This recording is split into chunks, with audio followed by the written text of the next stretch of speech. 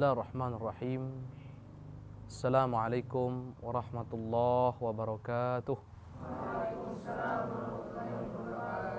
Alhamdulillah wassalatu wassalamu ala sayyidina Rasulillah Muhammad ibn Abdillah wa ala alihi wa sahbihi wa man walah. Wala hawla wala quwata illa billah. Amma ba'd. Anak-anakku semuanya, kaif halukum?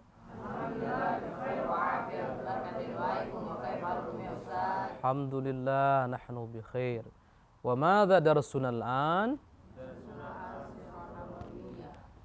Darsuna al-an as-sirah an-nabawiyah. Baik, Nak. Pada pertemuan terakhir kita masih membahas atau telah membahas apa yang dicantumkan atau dituliskan oleh muallif di sini musannif dalam judul Ahamiyatus Sirah An-Nabawiyah fi Fahmil Islam, dan kita sudah mempelajari poin kedua atau goal yang kedua, hikmah yang kedua, faidah yang kedua yang akan didapatkan oleh seseorang yang mempelajari sejarah kehidupan Nabi Muhammad sallallahu alaihi wasallam. Masih ingat apa itu? Agar seseorang mendapatkan gambaran teladan yang sempurna dalam sisi kehidupan yang mulia. Ustadz kemarin telah menyampaikan bahwasanya sehebat-hebatnya manusia atau sekuat-kuatnya manusia dalam mencari contoh terbaik dalam kehidupan yang bisa dijadikan teladan, yang bisa dijadikan pedoman, tidak akan pernah menemukan dalam diri seseorang kecuali dalam diri Rasulullah Sallallahu Alaihi Wasallam. Sehingga nanti kalau sudah dapat contoh ideal, uswatun hasanah, maka apa yang dilakukan? Dijadikan pedoman. Kalau sudah dapat pedoman, apa yang dilakukan? Tinggal dijalani. Kalau sudah menjalankan, maka apa yang akan didapatkan? Kehidupan yang indah, yang sempurna. Akhlak yang baik yang diidam-idamkan oleh setiap orang. Jelas? Nah, itu sudah kita bahas pada pertemuan lalu, ya. Nah, pada pertemuan ini kita akan masuk pada poin ketiga. Daripada goal, daripada tujuan, daripada hikmah atau pelajaran yang akan didapatkan oleh seorang yang mempelajari sirah nabawiyah. Apa itu? Baik, langsung kita masuk pada pembahasan. Qala al-musannifu al-imam syahid Muhammad Sa'id Ramadan al-Buti rahimahullah ta'ala wa nafa'ana bihi wa bi'ulumihi wa ulumikum wa amadna bi asrarih wa a'ada alaina min barakati amin ila an qal al-thalith an yajida al-insanu fi dirasati siratihi alaihi salatu wassalamu ma yu'inuhu ala fahmi kitabillahi ta'ala wa tadhawuqi ruhihi wa maqasidihi idh inna kathiran min ayatil qur'ani innama tufassiruha wa tujalliha al-ahdathu allati marrat bi rasulillahi sallallahu alaihi wasallam wa mawaqifuhu minha. Artinya begini, Nak. Agar seseorang dalam mempelajari sejarah kehidupan Nabi kita Nabi Muhammad SAW mendapatkan sesuatu yang dapat membantunya, yang dapat menolongnya untuk memahami kitab Allah. Yang dimaksud kitab Allah di sini apa? Al-Quran. Al-Quran disebut kitabullah, disebut juga Al-Quran, disebut juga Az-Zikr. Banyak nama-nama Al-Quran. Baik. Wa tadhawuqi ruhihi. Dan juga akan mendapatkan bantuan untuk dzauq, merasakan. Dzauq itu artinya rasa. Ruhihi, ruh kitab Allah. Jadi ada spiritnya, bahasa kita spiritnya. Jadi tidak hanya sekedar faham artinya, enggak. Nah, kalian kalau baca Al-Quran, kalian baca Al-Quran, kemudian kalian memahami artinya. Itu baik, bagus. Tapi kalau kalian membaca sejarah, kemudian dalam sejarah tersebut dijelaskan kronologi turunnya ayat Al-Quran yang ini, bagaimana sebelum kejadian yang disebut dengan asbab nuzulnya, bagaimana kemudian para sahabat mengamalkan ayat ini, menafsiri ayat ini, bagaimana Rasulullah sendiri dalam mengamalkannya dan memahaminya. Itu seakan-akan kalian hidup di masa Al-Quran diturunkan. Jadi kalian akan mudah dalam memahami Al-Quran, pemahaman yang benar, dan kalian juga akan merasakan spirit daripada Al-Quran, semangat daripada Al-Quran, roh Al-Quran, nyawanya Al-Quran. Jelas? Wa maqasid, dan tujuan daripada Al-Quran itu.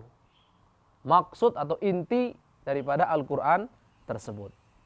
Kenapa kok bisa begitu? Beliau mengatakan karena sungguh banyak sekali dari ayat-ayat Al-Quran innama tufassiruha, yang tidak dapat ditafsiri dan dijelaskan secara gamblang makna maksudnya kecuali dengan memahami sejarah yang dialami oleh Rasulullah SAW dan tanggapan Rasulullah atau sikap Rasulullah terhadap ayat tersebut.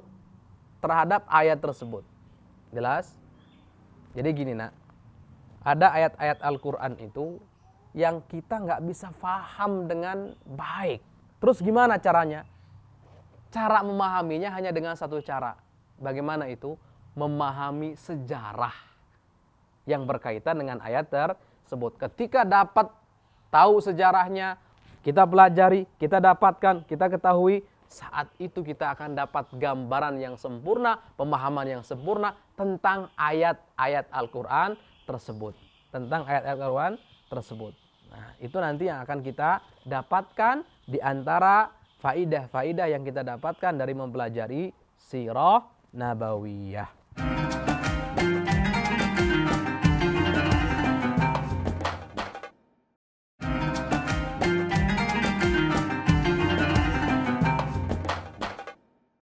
Baik anak-anakku semuanya, para santri, ingat sejarah ini sangat luar biasa. Sejarah yang Ustadz maksud adalah sejarah kenabian Nabi Muhammad SAW. Di poin ketiga yang tadi dijelaskan oleh Ustadz, intinya adalah sejarah akan membantu seseorang yang mempelajarinya untuk memahami Al-Quran dengan baik. Karena ada beberapa ayat dalam Al-Quran tidak bisa kita fahami dengan pemahaman yang benar dan sempurna kecuali kalau kita faham sejarahnya. Kecuali kalau kita faham sikap Rasulullah dalam menyikapi ayat tersebut bagaimana. Ini sungguh faidah atau goal yang sangat istimewa. Karena siapapun dari kita pengen faham, ngerti tentang Al-Quran. Ternyata pengen faham Al-Quran juga. Kita kalau pengen benar-benar faham dengan sempurna, dengan baik, dengan benar, nggak cukup cuman baca Al-Qurannya saja. Tapi harus bagaimana? Harus belajar sejarah. Khususnya sejarah yang berkaitan dengan ayat-ayat Al-Quran. Maknanya bagaimana? Kemudian sikap Rasulullah dalam menyikapi ayat itu bagaimana? Para sahabat bagaimana, dan seterusnya dan seterusnya. Jadi Masya Allah kita akan faham, itu pertama. Bukan hanya faham, seakan-akan kita hidup di masa itu. Menyaksikan betul-betul kapan ayat ini diturunkan, di mana ayat ini diturunkan, kemudian apa sebab diturunkannya. Jadi pemahamannya lengkap, sempurna, nak, jelas. Sehingga kita faham maksudnya. Dapat ruhnya itu, spiritnya dapat kita, nak. Dan itu salah satu faidah daripada mempelajari sejarah kenabian Nabi Muhammad SAW. Maka sejarah ini agung, nak. Sejarah Nabi Muhammad agung, nak, luar biasa. Dan betul kata Syekhul Buti di awal mengatakan beliau, jangan samakan mempelajari sejarah Nabi Muhammad SAW dengan sejarah tokoh manapun, siapapun orangnya, atau masa kapanpun itu dari masa-masa atau fase-fase bersejarah yang telah lampau. Kenapa? Oh, ternyata kita sebagai muslim yang pedoman utamanya adalah kitabullah. Nggak bisa kita pahami kitabullah tersebut kecuali dengan belajar sejarah. Jadi ini luar biasa agung, nak. Bagus, nak. Makanya lagi-lagi semangat ini. Nanti dalam belajar sejarah harus semangat. Kiamah. Baik, yang keempat. Kita sudah belajar berapa? Berapa yang kita pelajari? Sudah 3. Sebelum masuk ke 4, diingat-ingat lagi. Yang pertama apa? Memahami kepribadian Rasulullah. Bahasanya kepribadian Rasulullah yang paling menonjol, paling utama, jadi inti, jadi sumber adalah beliau sebagai nabi dan rasul. Bukan sekedar orang yang cerdas, pintar, cerdik dan yang lainnya.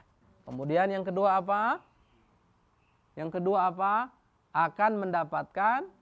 Seseorang akan mendapatkan gambaran untuk apa? Contoh ideal, contoh sempurna seorang tauladan dalam sisi kehidupan yang mulia. Artinya Anda pengen mulia? Gimana caranya mulia? Ikut Rasulullah. Berarti harus belajar sejarah. Allah. Kemudian yang ketiga apa? Yang barusan kita bahas apa? Membantu memahami Al-Quran. Membantu kita untuk memahami Al-Quran dengan pemahaman yang benar. Bukan hanya sekedar paham Al-Quran, tapi betul-betul merasakan semangat Al-Quran. Ruhnya itu kerasa sama kita. Bahkan kita akan paham maqasid, tujuannya. Intinya itu kita paham nanti. Berarti maksudnya begini. Jelas? Itu yang ketiga. Baik, sekarang kita masuk yang keempat. An yatajamma'a ladal muslimi min khilali dirasati siratihi sallallahu alaihi wasallam akbaru qadrin minat thaqafah wal ma'arif al-islamiyah as-sahihah sawa'un ma kana minha muta'alliqan bil aqidati awil ahkami awil akhlaq idh la raiba anna hayatahu alaihi salatu wassalam innama hiya suratun mujassadatun nayyiratun limajmu'i mabadi'il islami wa ahkamih. Apa maksudnya? Agar terkumpul dalam diri seseorang dari pembelajarannya tentang sejarah, agar terkumpul bagian yang cukup besar, jatah yang cukup besar dari apa? Dari pengetahuan, dari ilmu pengetahuan. Ilmu pengetahuan Islam yang benar.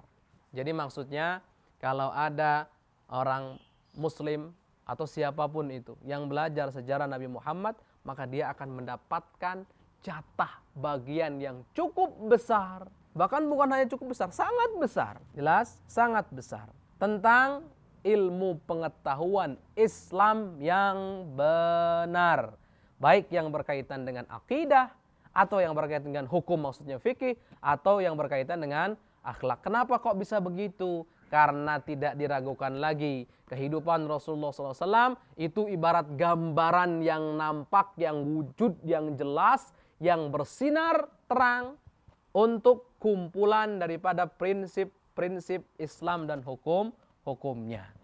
Jadi kehidupan Rasulullah, sejarah Rasulullah itu digambarkan, diwujudkan di dalam kehidupan tersebut apa? Kumpulan daripada prinsip-prinsip Islam, hukum-hukum Islam, akhlak dalam Islam. Maka yang belajar sejarah akan dapat ilmu pengetahuan yang banyak tentang Islam yang benar, atau tentang ilmu-ilmu Islamiyah dalam Islam yang benar, baik akidah ataupun fikih ataupun akhlak.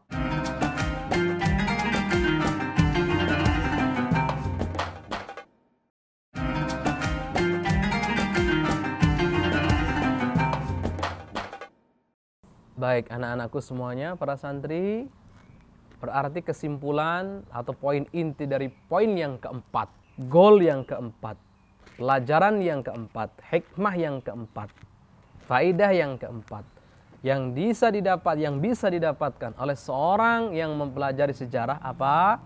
Dia akan memiliki banyak pengetahuan yang benar tentang ilmu keislaman. Allah. Berarti sejarah sumber ilmu pengetahuan. Simpelnya gitu, nak. Sejarah kenabian sumber ilmu pengetahuan. Ya iya, akidah diambil dari siapa? Dari Rasulullah. Belajar sejarahnya Rasulullah berarti akan dapat akidah. Hukum-hukum fikih diambil dari siapa? Rasulullah. Berarti nanti belajar sejarah sama dengan akan mendapatkan pengetahuan yang banyak tentang ilmu fikih. Akhlak dari siapa? Sumbernya akhlak adalah Rasulullah. Sumbernya budi pekerti yang baik adalah Rasulullah. Berarti yang belajar sejarah akan dapat banyak pengetahuan tentang akhlak yang sempurna yang baik. Jadi itu poin keempatnya, nak. Ya. Pengen jadi anak pinter? Pengen punya pengetahuan yang luas tentang Islam? Pengen jadi anak yang soleh karena akhlaknya baik? Berarti kuncinya bagaimana? Belajar sejarah. Sejarah siapa? Bukan sembarang sejarah. Sejarah siapa? Sejarahnya Rasulullah sallallahu alaihi wasallam, ya. Jadi seperti itu, nah ya. Poin keempat bisa dipahami? Jelas? Nah, jadi kalau kita ringkas poin keempat itu, sejarah sumber ilmu pengetahuan Islami. Nah, gitu loh. Kalau kita ringkas, kita padatkan, maka akan jadi seperti itu. Baik, nah sekarang kita akan simpulkan poin ketiga dan poin keempat. Poin ketiga dan poin keempat. Sebelum masuk pada poin kelima. Kenapa? Jangan sampai kita jalan terus menyebut yang berlalu yang sudah dijelaskan ternyata lewat, tidak difahami. Atau lupa, jangan, nak. Kita harus terus ikat begitu supaya terus faham, terus faham, terus faham, terus faham dan berkaitan satu sama lain. Baik. Ingat nomor 3 tadi apa? Agar seseorang ketika mempelajari sejarahnya Nabi Muhammad SAW mendapatkan sesuatu yang dapat membantunya memahami Al-Quran. Berarti simpelnya, kunci faham Al-Quran dengan sempurna, dengan benar adalah belajar sejarah. Belajar sejarah. Tentunya memang orang pengen faham Al-Quran itu, nah ini sekarang ada, Ustadz ingin membahas sedikit ya, fenomena di masyarakat. Tentunya bukan masyarakat luas, ada sebagian kelompok, kalau belajar Al-Quran cukup dengan terjemahannya. Kalian baca Al-Quran tanpa menerjemahkan itu sudah baik. Nah, karena baca Al-Quran itu satu huruf dapat 10 kebaikan. Baca alif lam mim dapat berapa itu? Oh, banyak hurufnya itu, nak. Alif 1, lam 1, mim 1. Kali 10 berapa? Itu bacanya saja walaupun tanpa faham. Jelas? Walaupun tanpa faham, itu baik. Tapi ingat, Allah Subhanahu wa ta'ala memerintahkan kita apa? Untuk mentadabburi Al-Quran. Kalau tadabbur Al-Quran bisa nggak tanpa faham? Kalian pengen tadabbur nih, tapi kalian nggak faham, kira-kira nyambung apa enggak? Ada satu santri, Masya Allah, buka Al-Quran, saya pengen tadabbur. Ketika ditanya, emang kamu faham? Nggak faham. Apa yang ditadaburi? Bentuk hurufnya yang ditadaburi atau apa? Harus faham. Nah, kalau pengen faham Al-Quran, betul-betul pengen faham, memang ada banyak disiplin ilmu di situ. Pengen faham Al-Quran, ada banyak disiplin ilmu. Pertama, kalian harus faham bahasa Arab. Harus faham bahasa Arab. Kemudian yang kedua, kalau betul-betul faham Al-Quran, kalian harus faham apa yang disebut dengan ilmu ulumul Quran, atau biasa disebut juga dengan ilmu usulut tafsir. Kemudian yang ketiga, nah kalau kalian pengen paham betul-betul Al-Quran, kalian juga harus belajar apa yang disebut dengan ilmu usulul fiqh, agar hukum-hukum yang terkandung dalam ayat Al-Quran tersebut bisa difahami. Kemudian apalagi? Nah ini, penyempurnanya adalah apa? Sejarah. Dan ini semuanya, ini sudah dimudahkan oleh para ulama-ulama kita. Itu tertuang dalam kitab-kitab tafsir. Kitab-kitab tafsir. Jadi kalau ditanya simpel, gimana Ustadz caranya saya bisa paham Al-Quran? belajar tafsir. Belajar tafsir, jelas? Ya. Dan di antara tafsir di situ ada yang namanya asbabun nuzul, sebab-sebab diturunkan ayat. Walaupun makna ini makna yang tentunya debatable. Sebab diturunkan ayat itu maksudnya ada kejadian tertentu, kemudian turun ayat setelah kejadian tersebut yang berkaitan ayat tersebut dengan kejadian tadi itu. Dan itu kaitannya dengan apa itu? Itu dengan sejarah, dengan sejarah.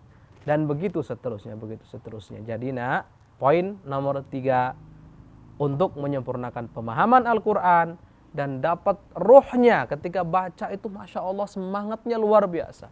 Ketika baca itu kayaknya nyetrum bener nih sama hati kita ini. Kerasa bener ini maknanya. Faham bener maksudnya. Itu gimana? Caranya harus belajar apa? Sirah. Belajar sejarah kenabian Nabi Muhammad SAW. Kemudian yang keempat, apa?